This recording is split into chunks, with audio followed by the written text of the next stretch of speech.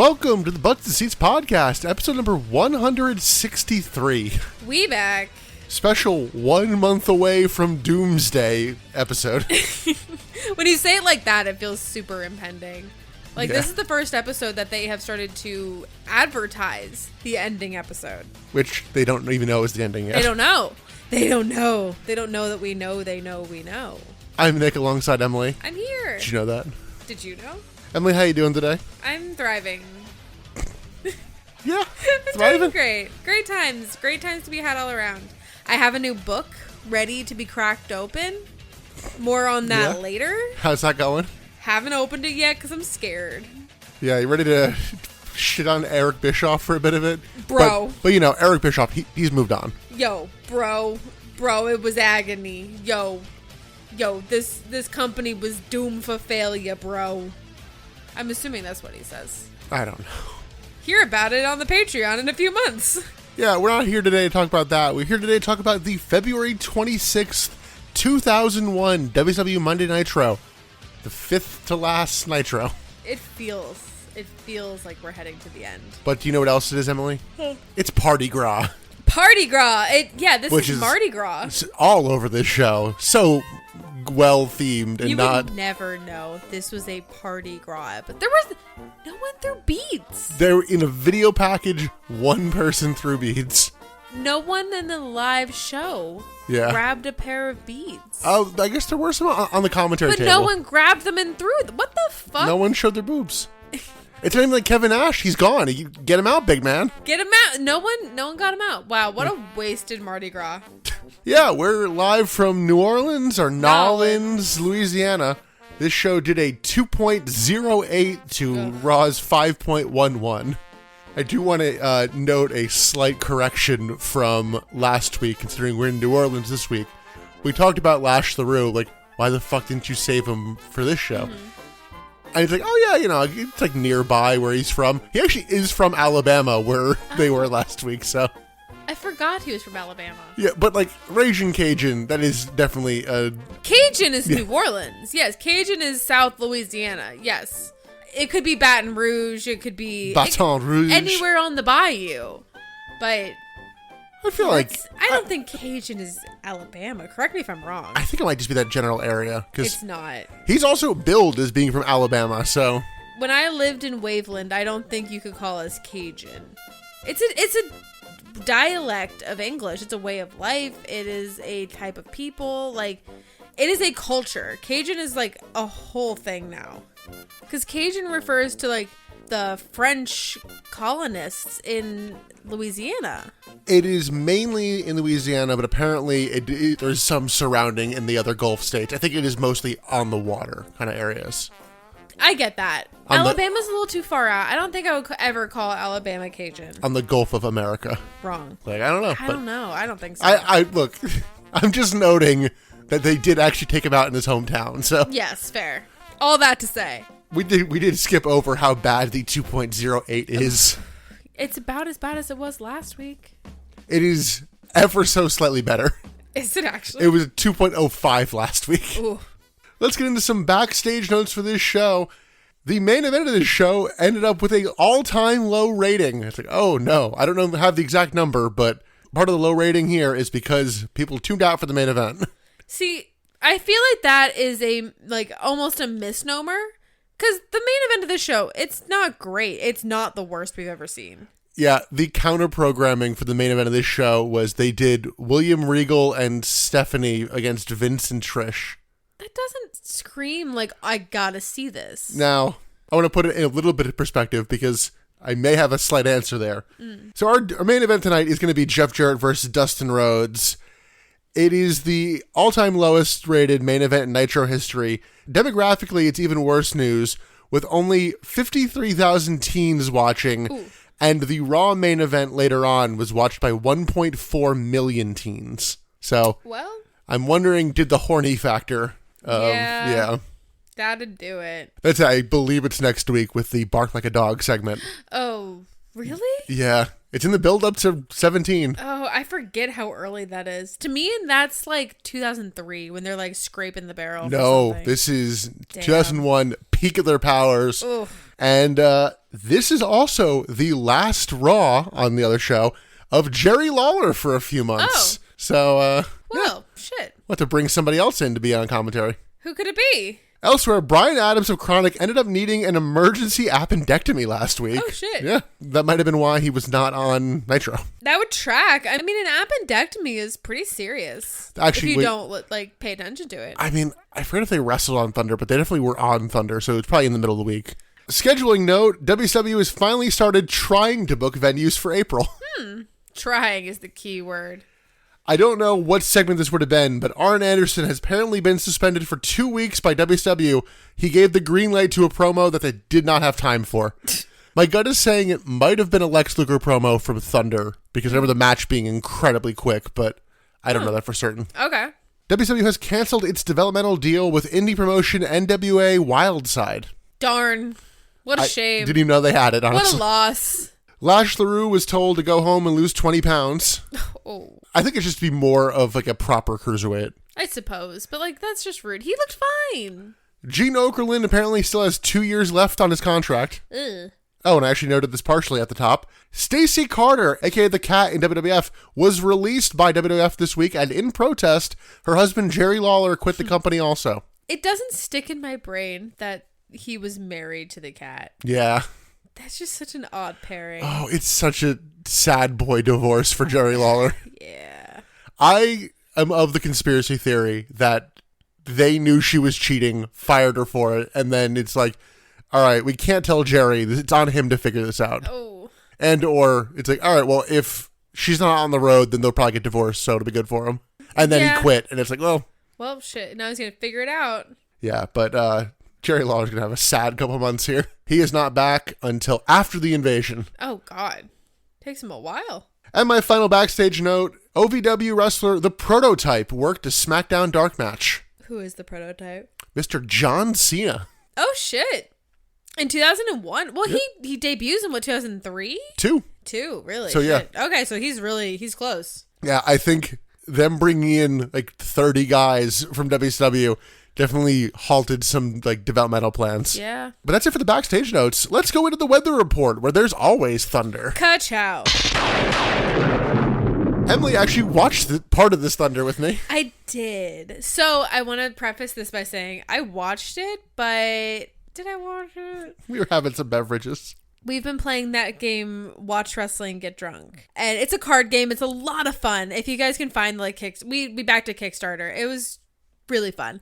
The whole point of it is to watch out for spots and things. So I wanted to play it one night and I was like, I want to watch a show. What should we watch? And Nick was like, well, I got to watch Thunder for the podcast. I was like, perfect. We also may have played that right before we watched this Nitro. I forgot about that. So it was a lot of fun. On this Thunder. I don't remember the Thunder at all. I was going to say, tell me if I missed anything. Kwee opens the show with an open challenge. Kwee hair, man. Yes, okay. I'm kind of sad that I haven't been watching the Thunders because that Thunder was fun. Now that I'm remembering what happened on it, this is where all the fun happens. That Thunder was fun with a few drinks in you because honestly, Kwee opening the show. It was bad. It was just I need you to know that this is where we're at now over here of how much nothing matters. It was a Kwee open challenge. Kwee is not in a place to be doing open challenges. Come on. Despite the fact that we've been doing vignettes for Kid Romeo, this open challenge is accepted by Kaz Hayashi. Sure. Fucking why not? Also, we're going to get the fucking brackets for the Cruiserweight Tag Title Tournament later. How about having to be one of those guys? That way we can actually see them wrestle, no? Why would we do that? That's too much sense. No, Kaz Hayashi's just backstage. We got to give him something. Go wrestle Kwee. Air Paris and AJ Styles defeated the reuniting for one night Boogie Nights in what kind of felt like a pseudo qualifier for the tag title tournament. It did, but Boogie Nights, it was fun. They had a whole segment backstage where they were sitting at Crafty, or Alex Wright was sitting at Crafty, and Disco comes up and is like, "You're wrestling with me," and everybody behind him is you're giving this too much time. It was fun. I enjoyed it. We don't see either of those men on this show again. I've never watched Thunder. I had a good time. That's a lie. We've reviewed Thunders. I've never watched Thunder when we're not like actively reviewing it for the show. I don't watch it for fun like you do. I don't watch it for fun. Seems like it sometimes. We got a weirdly lengthy Shane Douglas backstage, like pre-taped interview with lots of him shitting on Ric Flair. Of like, we did do that match. Like, you got it. Why are you going? Over. Yeah. It's over, Bez. No, I walked away from that point. We were making dinner or something. No, actually, I believe that was the point of the night where I was making dinner. It was on, and you said, "This simply cannot be my background noise." Yeah, that's fair. And in a segment leading to our main event, Hugh Morris wanted revenge on Rick Steiner for taking out Lash LaRue, which, when he came out, they played a clip of Rick Steiner attacking Lash LaRue, and I'm like, he hasn't started talking yet. You don't know he's about to call out Rick Steiner. Why are you playing this clip, technically, in kayfabe? In kayfabe. So he calls out Rick Steiner, and the challenge is answered by Scott Steiner. So our main event for the night is Hugh Morris versus Scott Steiner. Sure. Yeah, Steiner wins. No kidding. Oh, fuck. Actually, I did skip over one note. We got Crowbar vowing revenge on Jeff Jarrett on behalf of Dustin Rhodes. I'm like, what? Wasn't there a Crowbar match? Yes, he unfortunately loses to Jeff Jarrett in his last WCW match.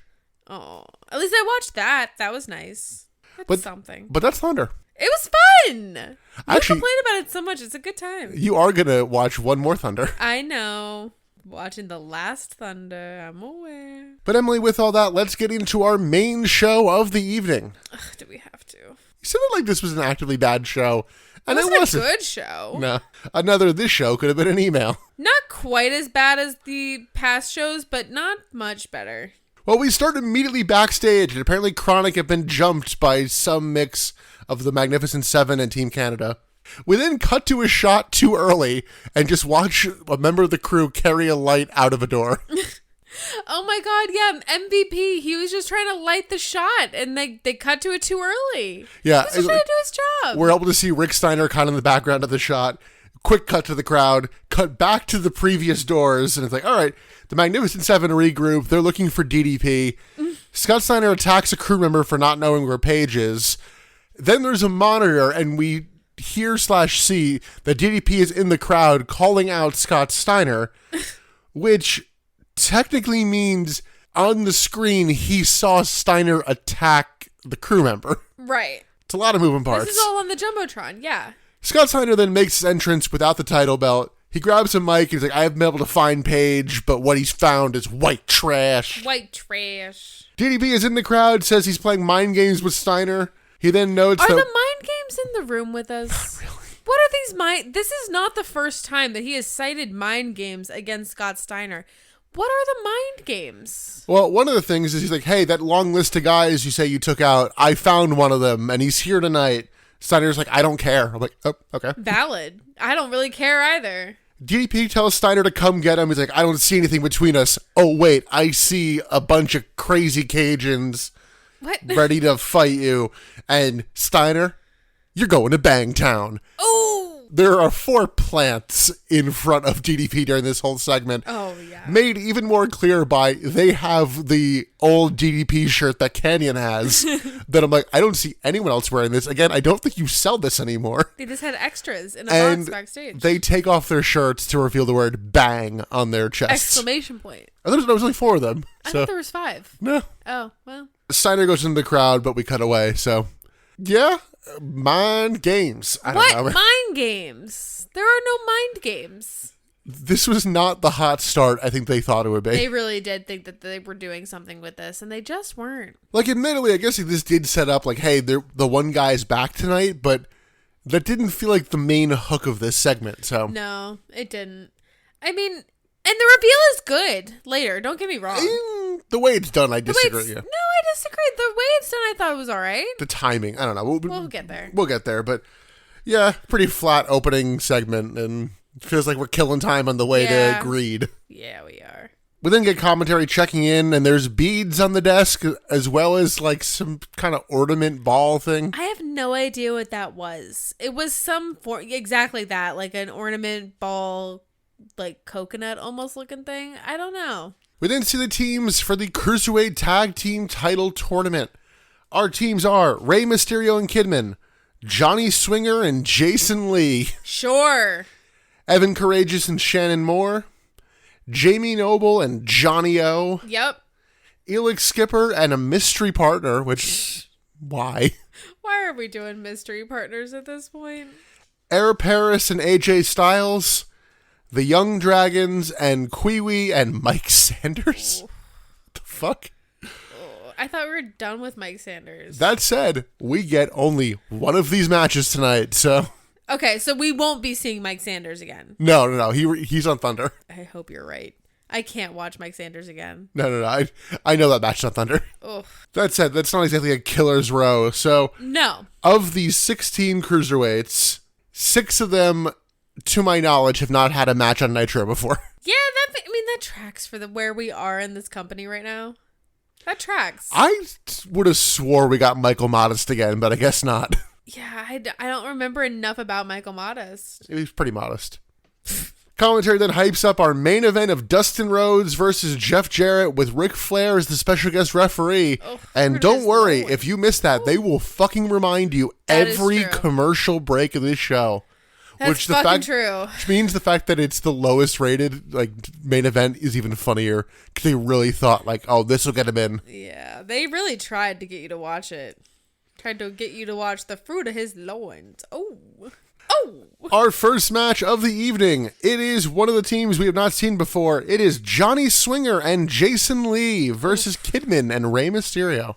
Johnny Swinger and Jason Lee just scream jobber. I'm like, Johnny Swinger's a cruiserweight, but I mean, we noted that Simon Diamond was maybe looking at getting signed. He did not get signed for this. Nope, I don't think it was in the cards for Simon Diamond. Yeah, we have seen Johnny Swinger on ECW. I don't believe I've ever seen Jason Lee before. The name, Jason Lee sounds familiar. Yeah. There's another wrestler that has a similar name. There is an actor named Jason Lee who is the star of My Name is Earl. I'm thinking of a big, bigger boy wrestler. Keith Lee? Maybe I'm thinking of Keith Lee. But our team of Rey Mysterio and Kidman come out, and Rey is wearing a half mask. What the fuck is this? What is this tease? Sing to me, my angel of wrestling. Well, the thing is, he only wears it for the entrance. Because are you going to wrestle in this? Nope. It'd be funny if he He did. puts it on post-match. Did you notice that? No. In the celebration, spoilers, he throws it back on. I'm like, what? Sorry, I thought Johnny Swinger was winning. My bad. Johnny Swinger has a chance. Jason Lee, no. No, it's very I could be remasked. You want to remask me? Oh, no. At one point in this match, they actually note that this is the first time Johnny Swinger and Jason Lee have teamed together. And I'm like, why are they in this tournament then? Match starts. The heels beat down the animals. Swinger gets vaulted to the apron and then drop kicked. Jason Lee hits a sit out Uranagi, but eats a double team full Nelson drop kick combo. And I'm like, oh, Rey, your mask is gone. Damn. Swinger clotheslines Rey from the apron, and then they double suplex drop him on the ropes. Swinger hits a Russian leg sweep, and then hits a sit out neck breaker. Rey vaults over in the corner, but just eats a punch. Nope. Both men are down in a double crossbody and tag out. Kidman hits a vaulting head scissors, then a forearm poetry in motion with Rey. The Animals hit a sliding drop kick and then Bronco Buster in the corner. Rey sends Swinger to the floor and then hits a double clothesline from the apron. Kidman hits a top rope shooting star press to the heels on the floor, a spot I know that AJ Styles does, and I'm kind of wondering if he's trying to take it back. Because AJ does it clean. Oh. I actually think AJ has talked in interviews Kidman hated him at this point. Oh, really? Yeah, because he's stealing his shit. Oh, come on. Dude, you haven't done a shooting star press in over a year. Yeah, that's what I'm saying. Let other people have it. If you're not going to do it, then it's not yours then. Kidman has to stop a Kid Crusher to hit a BK bomb on Jason Lee. Rey head scissors Swinger to the floor, and the Animals hit their leg drop, was up, followed by a Kid Crusher, and they win. Woo, shocker. Come on. Yeah.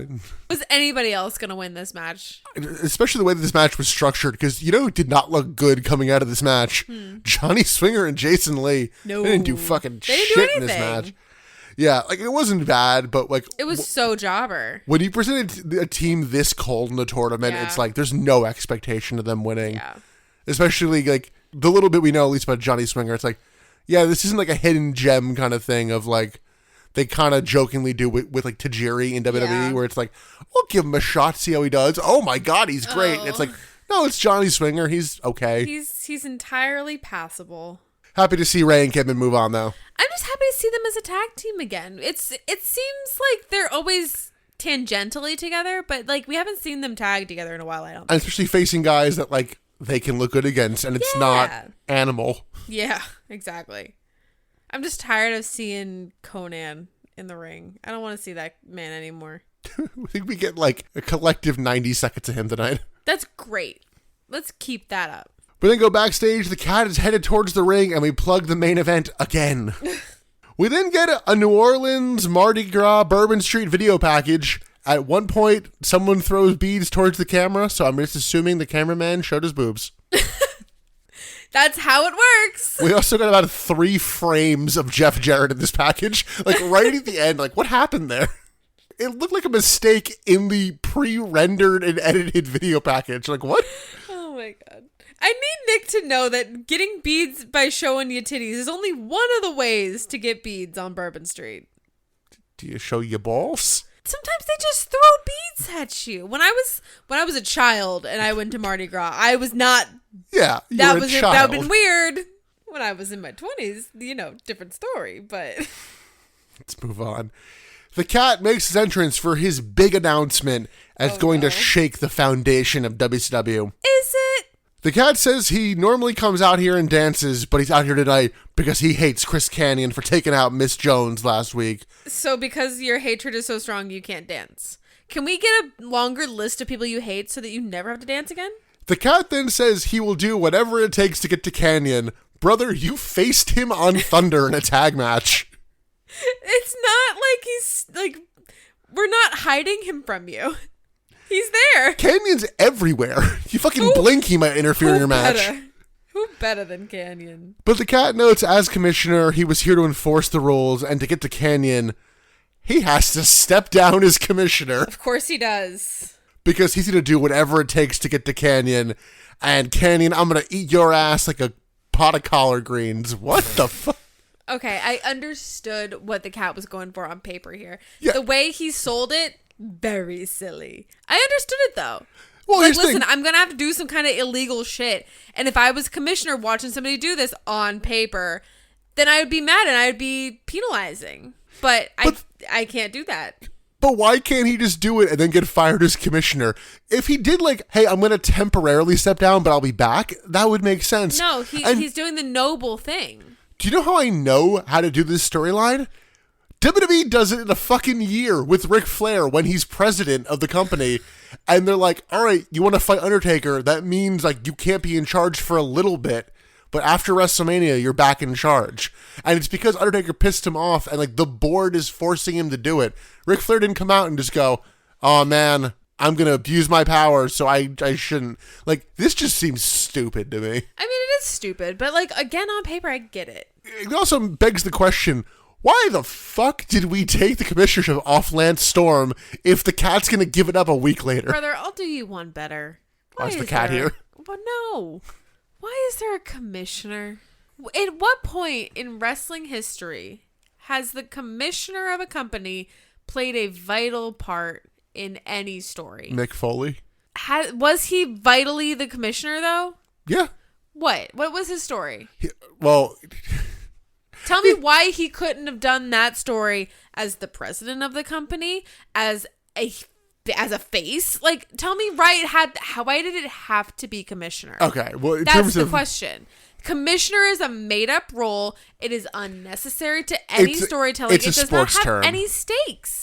There's no reasoning behind why it has to be a commissioner. I think it would be fine being commissioner if there wasn't the weird level of, well, Ric Flair's the president, and now it's the nobody knows who can do what. That's more on WCW than it is on the actual, naming of it. But why can't we just say the booker? Why does it have to be the commissioner? Because, Emily... What the fuck does the commissioner do? Wrestling's a work, and you need to try to incorporate sports terms. No, I don't. Roger Goodell is the commissioner of the NFL. He does things. I don't know who that is. Yeah. That adds to my point. I don't know who the commissioner of the NFL is. Who cares? We're far too far in for you to be... I made this argument in episode fucking 10. I disagree. Probably.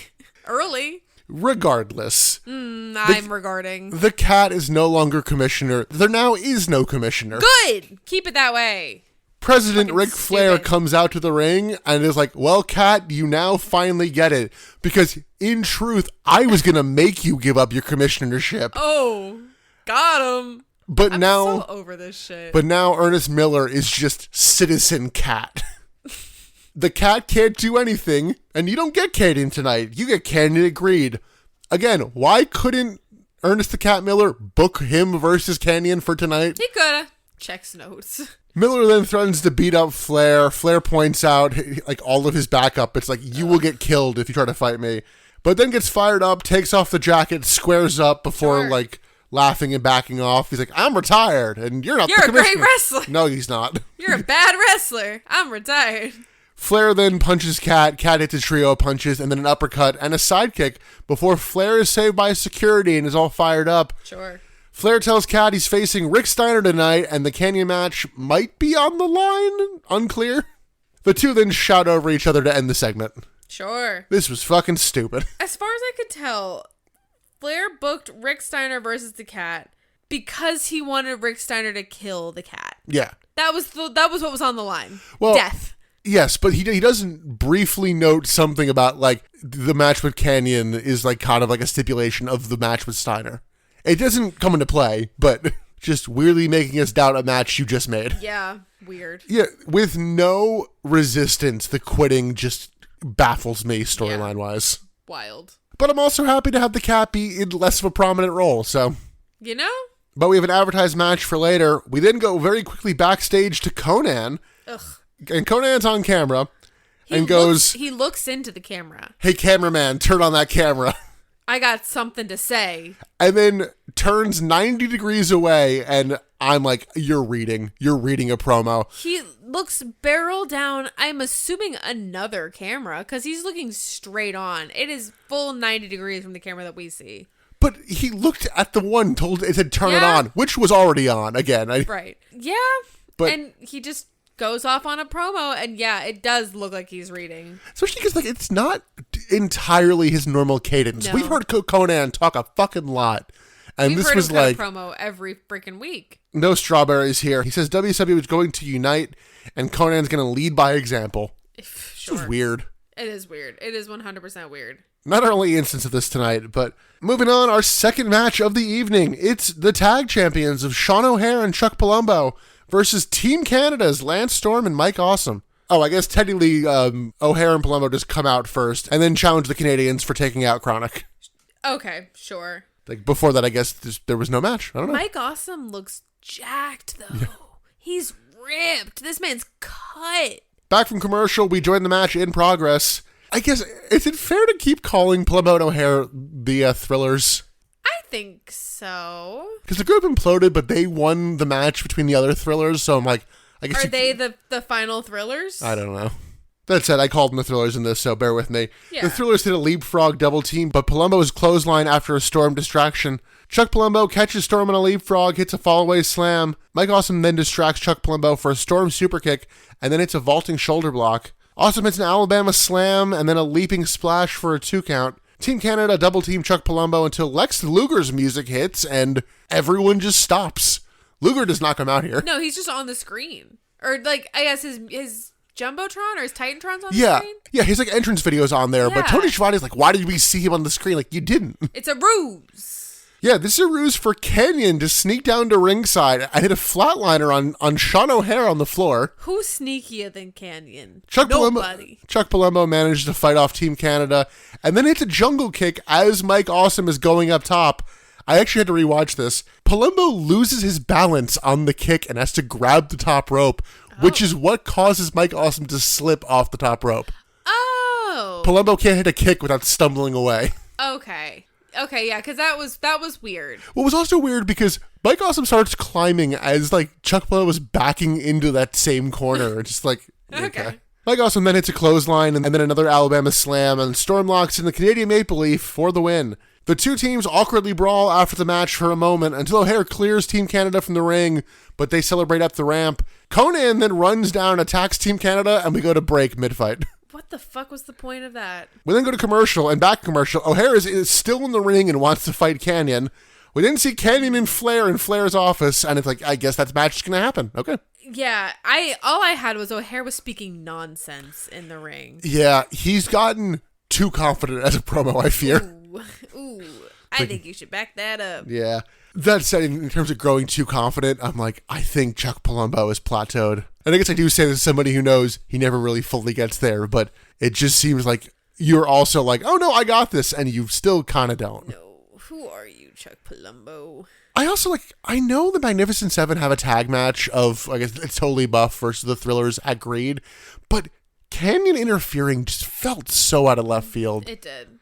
The Magnificent Seven to me are still so not a team. I mean, every time we see them, I'm like, you guys just look like lads interacting for the first time and not a cohesive group. Yeah. I'm like, have fucking Animal do something. Anything. Or just like a promo package of just like, we are the Magnificent Seven and here is why you should fear us. This is just so slapped together. Well, they had that. It's called the funeral segments. No, it's because it's not. You shouldn't. That's not them being intimidating or any reason to be like, these are the guys we got to beat. It's just so slapped together. There's no reason to give a fuck. Oh, note on Animal, and we'll talk about it more next week, but apparently he is legally not allowed to work singles matches. Why? Insurance.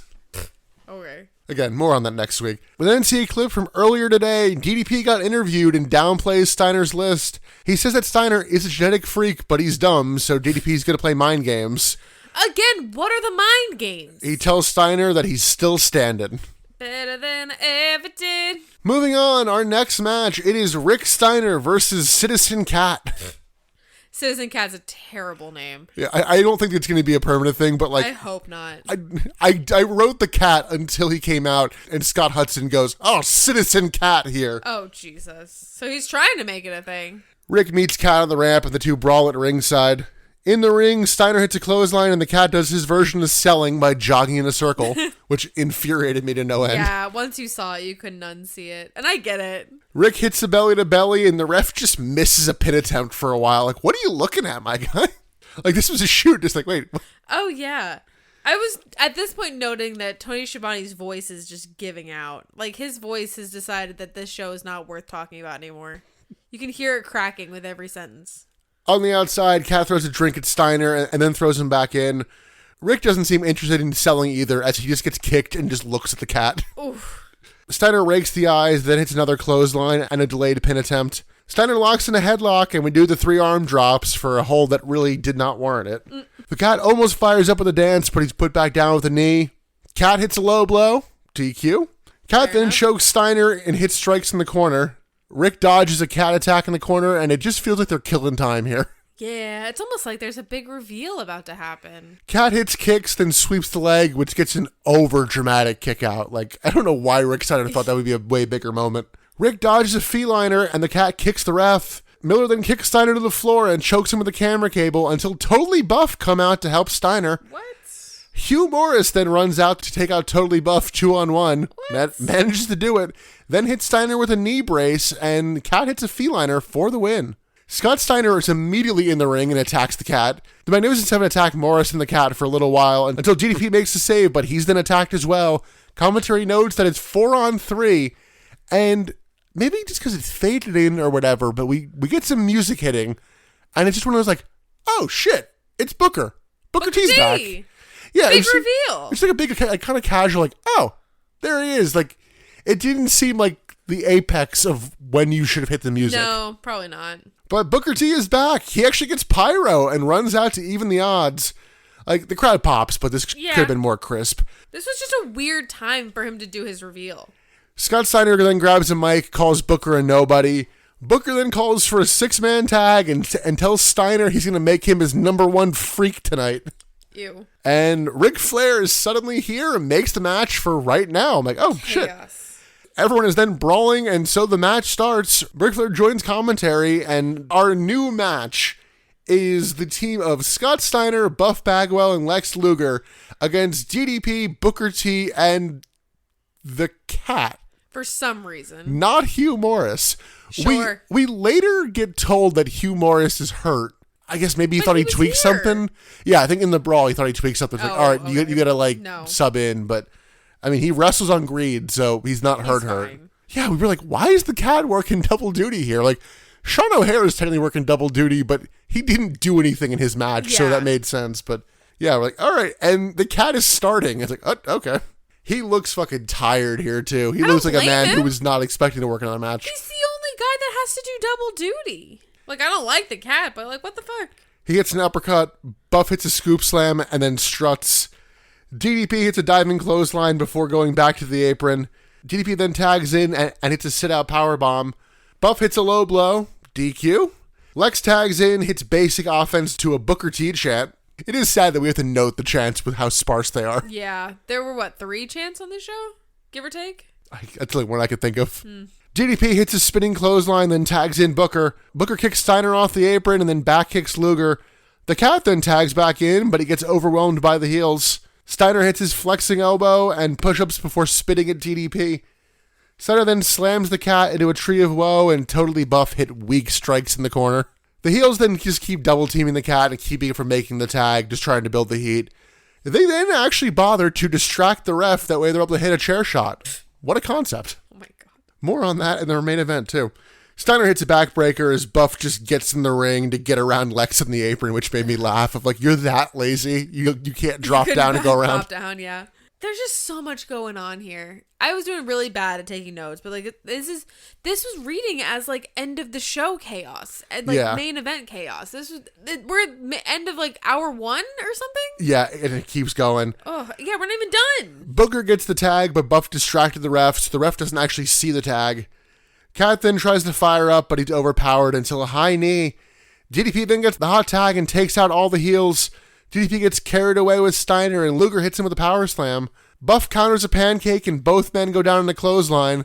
Booker T then gets the hot tag and cleans house. Buff cuts Booker off with a double arm DDT as everyone just kind of comes into a brawl. We didn't see in the background of the shot on the floor, Scott Steiner is hitting chair shots. And yeah, he's doing his own whole thing on the apron. Yeah. Like, nothing in the ring matters, but Steiner's on the outside, just doing his own little show. The problem here is everything gets weird for a moment because Scott Steiner's meant to tag in for our next spot, so they have to like wait until he comes over to like be able to like tag in. Steiner hits a spinning belly to belly and then stifles a Booker T comeback. Everyone brawls on the outside until Booker hits a missile drop kick to Steiner in the ring. He then follows up with a flapjack and does a spin-a-rooney. Not a spin-a-rooney. Everyone brawls in the ring, and Steiner wants a Steiner recliner on the cat, but Booker T stops him. DDP hits a diamond cutter to Steiner. Buff hits DDP with a blockbuster. Booker then hits Buff with a bookend, and then hits Steiner with a scissor kick, and Booker T pins the world champion, Scott Steiner. Woo! God, this is fucking chaos. The faces bail through the crowd to celebrate, but awkwardly have to pass by Rick Steiner, who's running down to the ring. And it's like, oh, and Animal's here now, too. Yeah, fucking useless. DDP then tells Steiner again that he's still standing. Useless. That was exhausting to watch. I'm so tired. And, like, the 6-man tag, you're like, oh, it was fine, worked well enough. A little formulaic for the majority of it. The match before this of the Cat and Rick Steiner, I was like, Jesus God. Yeah, I'm tired. But, it's also an incredibly forgettable match, highlighted by the fact that you move into a return and a guy's first match back. And like I said, this feels like the kind of match that would be at the end of a show. Like, oh, chaos, everybody run out, and we're out of time. But it's not. You got a full match out of it. Yeah, and you still have like another like hour. And we're not anywhere near done. And like Booker T just returning in the middle of Nitro. Weird. Yeah. Very weird. Very random. Multi-time world champion. Return. Just like, oh yeah, he's yeah. back. Feels a little throwaway. Feels a little like, oh fuck, you're here too. Go ahead, do your little thing, whatever. I'm running out of things I know happen between now and the end of Nitro, because that was my one like, well, I know Booker comes back. Yeah, well, he's back true. now. I mean, we're so close to the end of Nitro at this point. Like, there can't be that much. Well, they go backstage. Scott Steiner tips over a ladder, which hits the camera as he just throws a fit. The faces from the last match mumble. I didn't get a fucking word of this. While we're hearing the winning team celebrate, though, you can hear Steiner in the background screaming, like in the hallway. You can still hear him faintly yelling. We then get a sudden video package for the main event, like really trying to hype it up. Why are they so adamant on this being successful? I don't know, man. What? Who do they owe money? Well, that's a different question. In my brain, I'm like, all right, if you're hyping this up so much for the main event, I'm like, all right, Dusty's coming back. Sure. That's the way to end the show where it makes sense. Yeah. And we'll get more on why I kept thinking that later. Well, we then get an interview with Dustin Rhodes, and he also is not looking at the camera. Sounds like he's reading. Also not blinking. Yeah. He blinks like once in this whole package. It's weird. I don't understand why everyone, like, I get the stylistic choice of everybody not looking dead into the camera, looking off to the side. That is a stylistic choice. Do we agree with the choice? Do we like the choice? No. But it is a choice that was made stylistically. Every single one is doing the same angle and the same look aside. And every single one just looks like you're reading. And when it gets to that point, we got to vary it up. Yeah, it's just like their cadence looks like you can almost hear when they get to the end of the card and it flips. They got to wait. Commentary then hypes up next week's show and says we're headed towards Panama City Beach. Yeah, you don't even know, brother. Oh. Moving on to our next match, it is Shannon Moore with Evan Courageous versus Shane Helms. Ooh, again, on paper, great match. It seemed weird that we were just doing this. Yes. I was like, really? We've been talking about doing this match since like the whole blow up happened, like the original blow up with the Evan Courageous leaving. Yeah, but then he formed a team with Noble. That made sense. But like, these two broke up at Super Brawl, and we're just like no build, no mention, no interview. Right. Like, just here, damn. Like, it almost would have made sense if you did that last week, but just like the week in between, I'm like, what? Right. Okay. Yeah. Right. I'm like, all right, 3 counter imploding, but also 3 counter back with Shannon Moore and Evan Courageous. 3 counter here right now. They start quick. Helms hits a fireman carry, face crusher, and then hits a neck breaker. Shannon Moore goes for a 10-punch spot, but Shane hits a sugar bomb. Not a sugar bomb. Yeah, stop giving more sugar names to Shane Helms. I feel like I brought this up a couple weeks ago, where every move of Shane Helms, it has a name.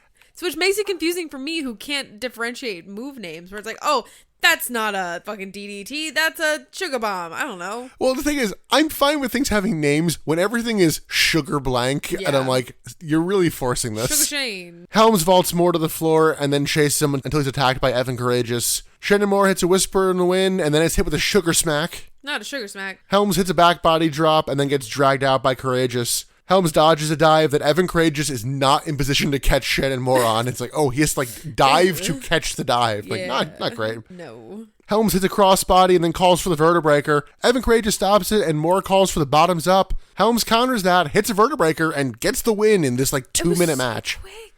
I wanted this to be so much longer. Post-match, Chavo Guerrero comes out. He attacks Helms, and he and the new 3-count beat down Sugar Shane. Chavo's interference and just inclusion here felt really out of place. It felt weirdly tacked on because this all felt like you forgot about it. On, yeah. Helms gets to his feet before the heels get to the back to show like resilience, but it seemed like they did this just to check the box before Helms moves on to Chavo again. Yeah, 100%. Honestly, I wish this had been on Thunder because you actually might have given it 8 minutes as opposed to 2. Crazy thing to wish, but you're right. With the amount of fun that I had watching Thunder. Yeah, you're not wrong. It felt very here, damn. Like, shut up about it. Here's your match. I don't want to hear it anymore. It felt very blow off. And like, this was fun. This was a good match. It could have been better. It could have been way better if they had given it some time to breathe. It's frustrating when they don't do stuff like that. It also does feel like they accidentally booked themselves into a corner of, you want to make Shane look strong to face Chavo, but the other 2 guys are in a tag title tournament, so them having good teamwork would be good to show off and have them win. Yeah. So correct. I feel like you got the worst of all the worlds there. Well. Oh, we were noting like, oh, what do I know happens for the end of Nitro?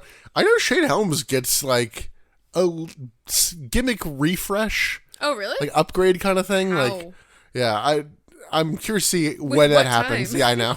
But I mean, Helms and Chavo, I feel like we enjoyed it last time it happened. So yeah, I mean, it's 2 guys that can wrestle and 2 guys that can work really well together. I just don't have faith in this company giving it its due. Let's move into our second to last match, and maybe one of the most random matches in terms of combinations in the history of Nitro. Definitely. It is Sean O'Hare versus Chris Kanyon. Woof. Like, what? Sean O'Hare sneaks in the back and crossbodies Kanyon to the floor. Kanyon WCW's O'Hare before an O'Hare back elbow and a high knee. O'Hare hits a throwing scoop slam and then a power slam. They go to the corner for a 10-punch spot, but Kanyon stops it with a low blow. DQ. That's 3 in this episode so far that you've said. Kanyon hits a second rope, Russian leg sweep, and then a suplex, and it's been prominent earlier in this show, but man, the crowd sweetening was strong here. Oh my god, yeah. There are certain points where you don't notice it all that much, and then you look out when they're like going crazy and no one's moving. It's a little telling. Kanyon hits a corner bottoms up, but O'Hare pops up, hits a reverse DDT. Kanyon hits a fisherman's neck breaker and then a swinging neck breaker. He misses a dive, and O'Haire hits a spin kick. Sean O'Haire then hits his, sliding into a knee, clotheslines, and then a suplex drop. Kenny hits a sit-out Alabama slam, but O'Haire hits a reverse Death Valley driver, and then a Shanton bomb for the win. This is a very quick, straightforward match to where it almost felt out of place on this show. I almost think this was a weird, test for Sean O'Haire. You think so? Of, hey, if you do a singles match, can you do that? Can you do it? Yeah. I feel like I could count on one hand the number of Sean O'Haire singles matches in WCW.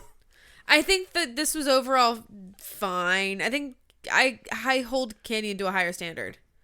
So this is entirely fine, but it's not what Canyon can do. I actually was thinking about this with Canyon because I think it was last week we both gave him MVP. Sure. I was shocked with how little we've given him MVP. And I think he really has been a tragic victim of terrible creative through a lot of his run. Yeah. I mean, fucking Judy Bagwell on a forklift. And then he's just been kind of mirroring DDP for so long. Or mimicking, I guess I should say. But even something that's good, but... Some of it, not all of it. There's one move in this match that always gets me, and it's very simple. But it's whenever one guy goes to the top rope and then waits too long at the top rope and the target on the floor sits up as the guy is diving. It requires such precise timing, and it always looks so cool. It's like the Kane sit-up spot almost, but midair. I don't know. It always impresses me. Oh yeah, did Sean O'Haire do a sit-up in this match? I can't remember which one was on the ground. I didn't write down which. Yeah, one I remember was someone did an Undertaker sit-up on this show. Maybe that was it. It looked so cool, and it requires such precise timing that I can't help but be impressed by it. Emily, looking at Pro Fight Database, this is Sean O'Haire's third singles match. Out of? He has one more on Nitro. Woof. I mean, he is new to wrestling, so... Does he go on in any other company to have, a singles run? I think you forget the fact that he gets managed by Roddy Piper every time I tell you this. Yeah, because I don't remember who the fuck Sean O'Haire is. As soon as he leaves the screen, I forget which one he is. This is his first one live on Nitro, though. Wow. He beat Norman Smiley. He beat Mark Jindrak. What a baby. Yeah, so this does feel all right, we're throwing... I mean, I guess the Norman one, we threw you in there with somebody competent. How can you do? I feel like the Norman one is more of a test than anything, because he's a coach, isn't he, or not at this point? I don't know, but that's on Thunder, so no one bothered to watch that. Only you. But with all that brings us to our main event on this brisk show. How did we already get to the main event? Because there's nothing on this. It's a series of nothing matches the with best nothing or worst promos. MVP is going to be rough. Yeah, our main event, heavily advertised. It is Dustin Rhodes versus Jeff Jarrett with Ric Flair as the special referee. And Flair comes out first with a full button-down shirt under the ref shirt. It looks so bad. It's so bad. Whoever in wardrobe was like, it looks so bad, but it doesn't even look like you're doing it for heat. No, it just looks like you threw a ref shirt on over it. You're like, oh, I gotta go be the ref. Just no one thought to check you. Jeff Jarrett then grabs a mic and does more Dusty impressions, and I'm like, so he's coming back tonight. Got it. My loins. We then start the match mid-replay as Dustin is fired up. Flair distracts Dustin, so Jeff Jarrett gains the advantage. They do the spot again immediately after. Ric Flair stops Jarrett in the corner to call it down the middle, and Scott Hudson is fooled immediately. Maybe he is going to be genuine. Oh my God. It's brother, get real. Grow up. Get educated. This, alongside, over on the Patreon, we keep having fake Stings show up, and they buy it every time. And I'm like, they're just stupid throughout all of it. They're just big dummies. They're just very easily fooled. The two brawl on the ramp and then up to the stage. Back in the ring, Dustin hits strikes in the corner as commentary notes. We haven't seen many wrestling moves in this match. Nope. I did note that actually. Don't say that. Who's been doing the wrestling, actually? Dustin tries for suplex and hits it, but Ric Flair does an incredibly slow count. Oh my God, yeah. But for a hot second, he was counting it down the middle, or calling it down the middle. And then as soon as there was a pin attempt, I was like, never mind. Just kidding. Dustin shoves Flair over and then is sent to the floor.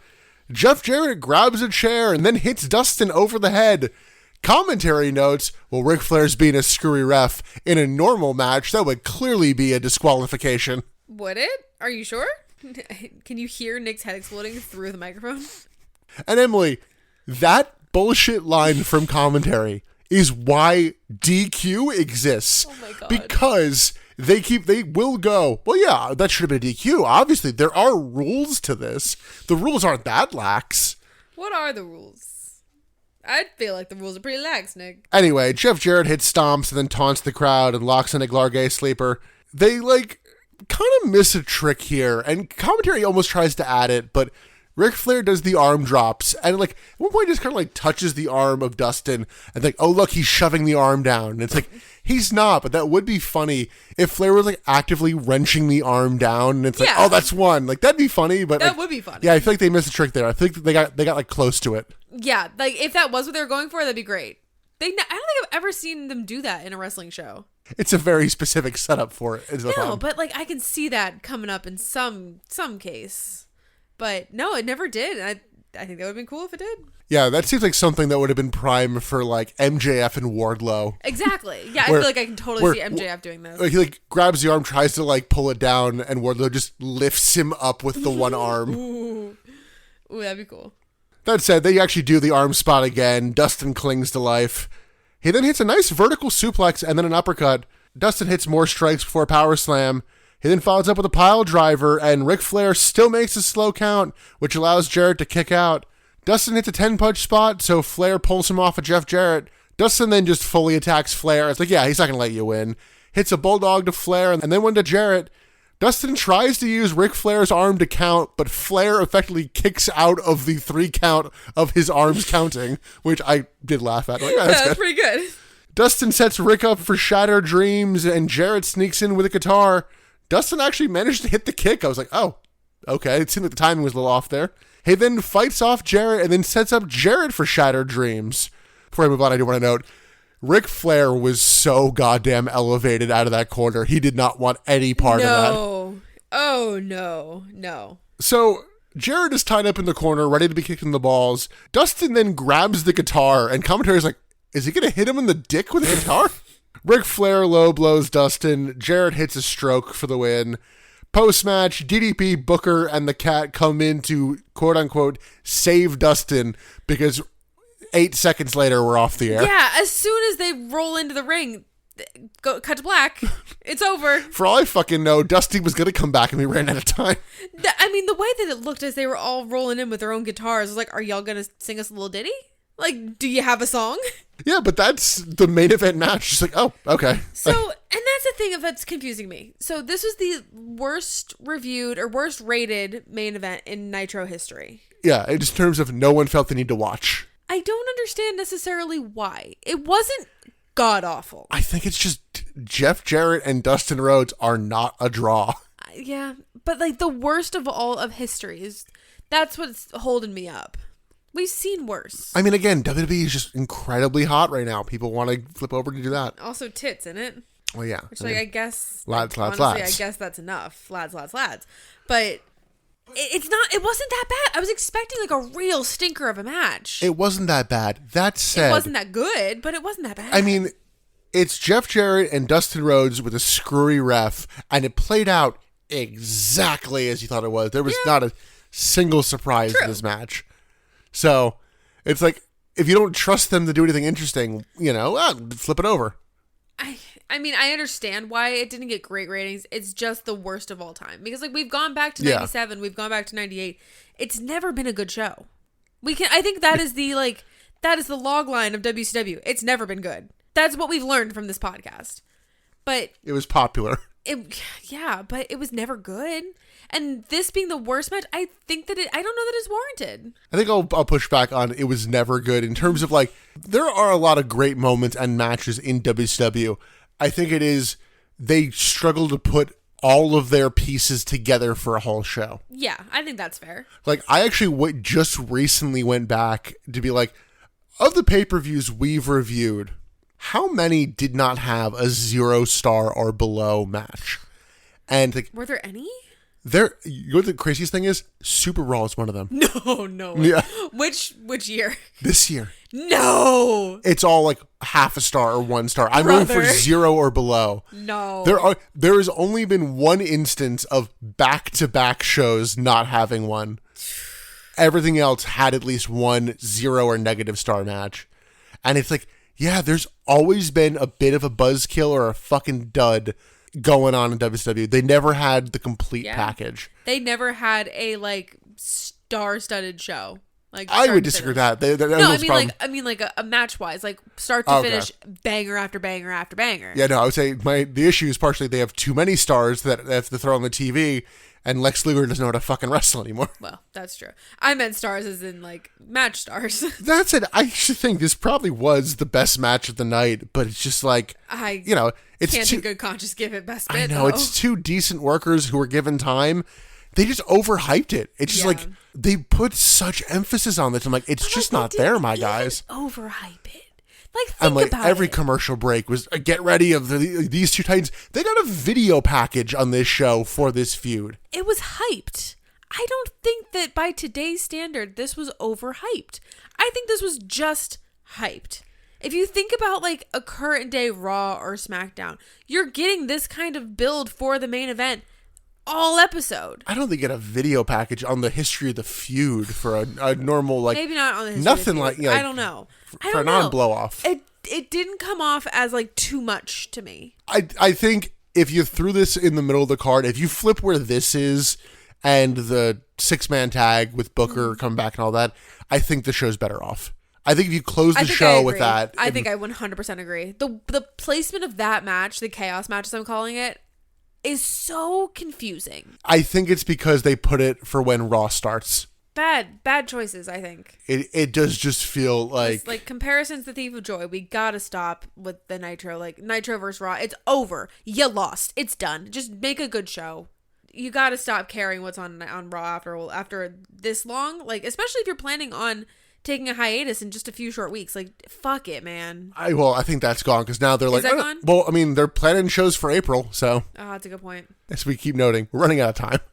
They don't know that. When there was that, like, perceived hiatus, then we could say that. But now they really think, like, well, we're just in this forever. They don't know how dead in the water they are. That said, Emily, I have a question that's more of a realization I just kind of noticed. Oh, boy. Emily, I would like you to do me a favor. Okay. Name every woman you saw on the show tonight. No. There are none. Yep. There is not a single woman. Not a manager, not valet, nothing. Security, interviewer, wrestler, nothing. No women. Actually, I'm like, yeah, we noted Gene. Do we actually see Gene? No, because everyone's talking off camera. That's true. Yeah, Gene had the night off, I guess. Or did they fire him? Is he done? No, he's on the main. He has 2 years left. Yeah, that's true. Jeez. Best but worst but MVPs can be really tough. But yeah, I guess before that, thoughts on the overall show. It was really underwhelming. I mean, what else is there to say? This felt like a Thunder, honestly. You think so? Yeah. You're watching more Thunders. I had fun with the Thunder. I know, but in terms of like, all right, 3 important things happen on every Thunder. Oh, no. Booker T came back. That's the only important thing. Sorry. The cat's not commissioner anymore. And yeah, like that is the 2 That's it. The end. Things out of this show. Nothing else here. I guess technically, Kidman and Ray advanced in the Cruiserweight title tournament, but this just feels like a waste of time. Yeah. It doesn't feel like you're telling stories. No. Again, as much as it was decently worked, what the fuck was the point of Sean O'Hare versus Canyon? Great question. That is a waste of television time. It absolutely was. That, and yes, when you talk about like something that should be on Thunder, that. Yeah. Also, cut that match. Give that time to Shannon Moore and Shane Helms. Mm-hmm. Yes, and that match could have done so well with that time, but instead you wasted it. Yeah, because effectively, that's a match for Greed, and we are now halfway to Greed. Is it only a 4-week build? Yes. Okay. In my head, it was 5. In the 2 weeks of build for this Shane Helms Chavo Guerrero match, you had Chavo attack Shane post-match here, and that's entirely it. And that is the end of the story. In terms of like advertised matches or like you have to do this, like that's all you've done. Woof. Big fucking woof. Yeah, because for Greed we have Steiner DDP, Shane Helms Chavo, Totally Buff, and the Thrillers. I guess Cat and Canyon. Who better? The finals of the tag title tournament. Trying to think who else would do anything. Maybe something with fucking I guess Conan. We did start that tournament. Conan and Lance Storm. Did we only get 1 match from the tournament this whole show? Yep. And we have 2 weeks. I did know. I'm like, fuck, is it all going to be on Thunder? Might be. I mean, it's going to have to be. That next Thunder's going to have to be all qualifying matches. Well, I don't know whether it's round 1 or round 2. But Emily, next week, we finally get AJ Styles. Hell yeah. All Damn, right. they really did cut him close to the end, didn't they? In the final month. All right, Emily, with 4 Nitros left, let's get into best bit, worst bit, and MVP. Like, if I had to pick one right off the bat, I would say that first qualifying tag match with Kidman and Ray, because, like, I like them, and that's the only match I can think of being like, oh, that wasn't the worst, but, like, Are you picking that? tentatively. What are you picking? I think, yeah, it is slim. I think I'm going to go with the 6-man tag. No. As much, like, chaos energy as that was, I don't know, it felt like an actual wrestling show. Like, Brother. That's spoiler. That's my worst bit. I mean, also, I'm giving bonus points for you had Booker come back and Booker got the win, setting up further stories down the line. But yeah, it's not great. No, okay, I'll go with my tentative. I'm gonna go with the original tag match at the beginning of the show because I did pick the 6-man tag as both of those matches. That whole fuck ass segment, worst bit. It was so randomly placed in the show, in the run of show, made no sense. It was all chaos. It was impossible to follow. And then you had a random reveal or like a return that was a big deal that just felt like it meant nothing because of where it happened on the card. No. Worst bit, worst planning, worst programming. No. For what it's worth, I'm giving it to Once the Bell Rings. And, like, I'm giving it to the whole thing. Honestly, at least there's a bit of fucking energy on this show. I guess it was energy, but energy for the worse. Yeah. My worst bit is the cat forfeiting his commissionership with no pressure.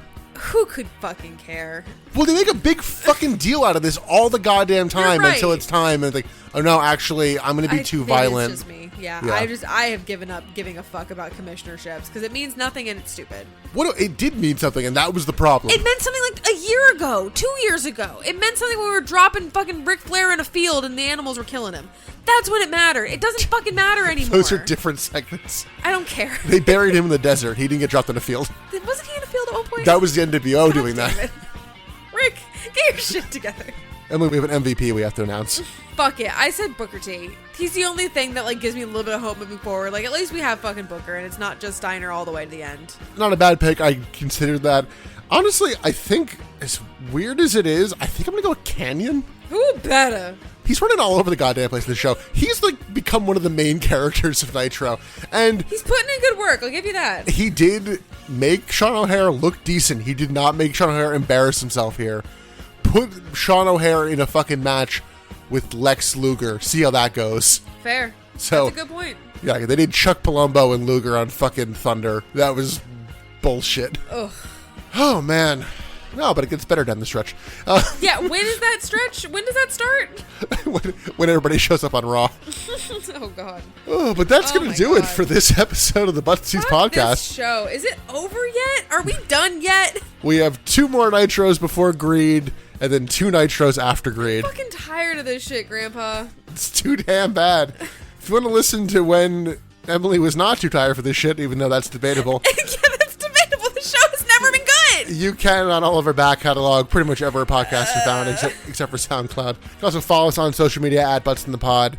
And then, as we often note, we have our Patreon, $5 a month, over at patreon.com/buttsintheseats. Please support our Patreon. Gets you over 50 bonus episodes. We just finished Road Wild. That was quite a time there. Also, coming up on the Patreon, I bought a fucking book that I gotta read. It's called Total Nonstop Agony by Vincent Kennedy Russo. Not his middle name, but maybe. Do you feel like you're in total nonstop agony? Yes, actually. I could write a book on the creation of this podcast. It is wild. The mood you come into the podcast with versus leaving. I'm tired. But yeah, we are chugging along the Rise of the NWO. It will culminate with Starrcade 97 coming out over here right before Final Nitro. And then over there we'll be doing both Vince Russo's new book and Hulk Hogan's last book. Brother. Emily, any final thoughts before we sign off? Okay, well, I guess that's enough of a thought. Well, hey, AJ Styles next week. Thank God. Fucking bless. At least Booker's back. We got AJ Styles coming next week. Booker's here. We got something to look forward to. Hugh Morris and the Cat are no longer the number 2 face. It's definitely Booker. Okay, that's fair. At least there's Booker. At least till after Greed, then he's back to being the number 1 face. Oh, God. But until we get there, I'm Nick. I'm Emily. Bye. Thanks for listening to the Butts Teeth Podcast. Bye.